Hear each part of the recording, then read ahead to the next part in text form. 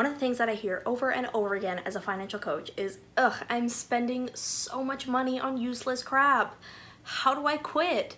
Well, unfortunately, there's no shortcut. To change your spending habits, you have to change your spending habits. But you can learn to do this, and if you want to, keep watching, because today I'm going to give you the tools you need to do just that.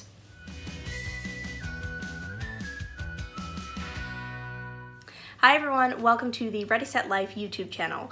If you're new here, my name is Brittany and I'm a financial coach that makes videos all about empowering you to take the fear out of finance so that you can live the rest of your life. I upload new videos every Thursday, so don't forget to subscribe and hit the notification bell so that you don't miss any of my future uploads.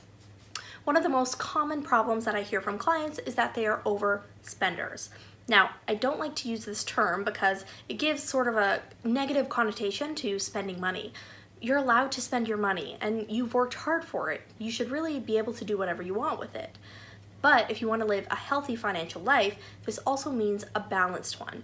You want to be able to live within your means and you want to be happy with the choices and purchases that you're making. So how the hell do you do that?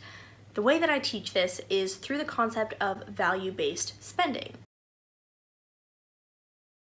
Value-based spending is the idea that everything that you pay for should add value to your life.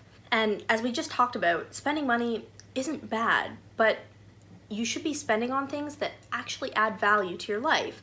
And when you're making those decisions, you should always be looking at the bigger picture. So, what does this mean? It can mean two things. Number one is emotional value. These are the things that make you happy and bring you joy in your life. But it can also mean the second part, monetary value, or getting the most bang for your buck. The more something meets this criteria, the more valuable it's going to be to you. To make sure that your purchases are adding monetary value, quantify everything. I know that sounds like a lot of work, but bear with me here. Once we pay for something, we usually just forget about it. Things that we use every day, we automatically buy again and again for years. But have you ever actually gone through your life and tried to think about where you got those habits? If you start to see things in dollars, you start to realize all of the things that you're not actually getting the value that you thought you did. For example, I used to buy Bath & Body Works and the Body Shop skincare. Didn't we all? Originally, I started buying this because I was a teenager. I loved all the scents that you could get, and it was definitely within my price range because of all of the deals and promotions they had going on all the time. But I recently did a major clean of my house. Let me tell you, I had 7 of these containers just lying around. They're full. They're totally full. And I wasn't using them. They're just crap for my skin. They smell great, yes, but they do nothing. They're greasy and I don't actually like how they feel. I want to care about my skin. So I decided to go on a search for an alternative brand and I found one that I love. On paper, this brand is way more expensive. If you're into skincare at all, you know how much this Sephora container can set you back. But each of those Bath & Body Works containers were about $10 each, and that's assuming that I got them on sale, which I probably did. But this container, $60. And in the past year and a half, I've gone through 3 full containers of this. Even though it's got a larger price tag, it is completely and totally worth it because I'm no longer wasting money. I'm actually enjoying and using the items that I buy.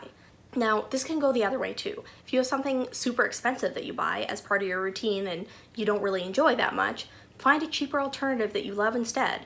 The point isn't to judge based on the price tag, but it's to understand the value that the item has on your life and to correlate it to its price tag so that you understand its worth to you. To make sure that your purchases are adding emotional value, keep an emotional spending journal, even just for a little while. Keeping a spending journal can really help you understand how you're emotionally connecting to your spending.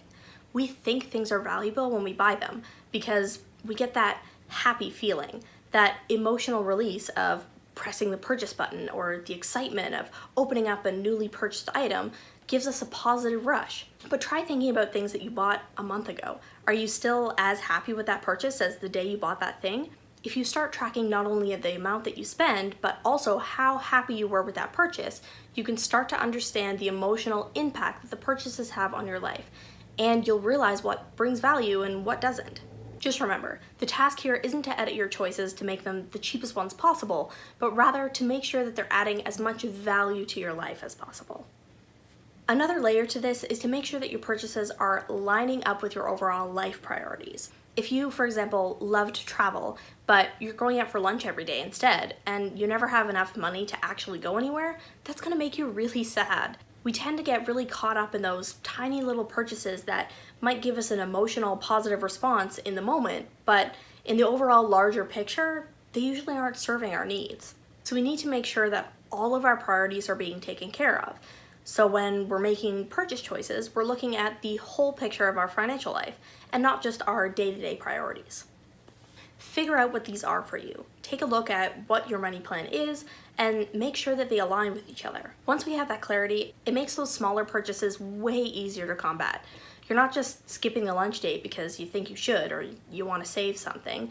You're doing it because you're saving to spend on travel instead. So how are we all feeling about this? I know, you're all expecting some like gimmicky hack, put your credit card in the freezer and you won't spend anything. But truly, this is what works. You have to get to the root of your overspending. It's hard work, but it's the only road to take for long-term success. Let me know in the comments down below if you're gonna try any of these out.